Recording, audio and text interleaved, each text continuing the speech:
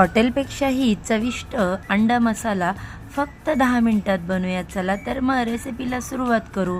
अंडं शिजवून घ्यायचं, त्याचे कटरने असे छान स्लाईस करायचे. आता अंडा मसाल्यासाठी मसाला भाजून घ्यायचा.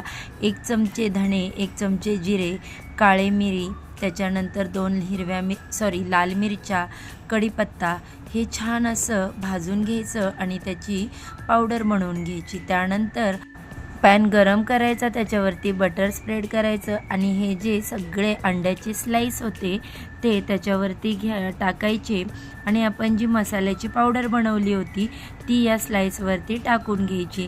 एका साईडनी असे छान भाजले की ते पुन्हा पलटी मारायचे आणि त्याच्यानंतर आपल्याला मसाला तयार करायचा. तर त्यासाठी टोमॅटो, लसूण, अद्रक, 2 हिरव्या मिरच्या, कोथिंबीर हे जे सगळं वाटण आहे ते अशा प्रकारे करायचं.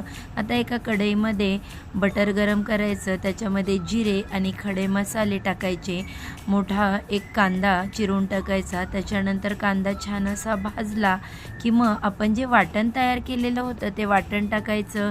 त्यानंतर सगळे बेसिक पावडर मसाले टाकायचे, हळद टाकायचं, चवीनुसार मीठ टाकायचं आणि कलरसाठी लाल तिखट देखील टाकायचं. हे सगळं मिश्रण छान असं एकजीव करून घ्यायचं. त्यानंतर थोडंसं दही टाकायचं, थोडंसं नॉर्मल पाणी टाकायचं आणि त्याच्यामध्ये नंतर कसुरी मेथी आणि कोथिंबीर टाकून सजवून घ्यायचं.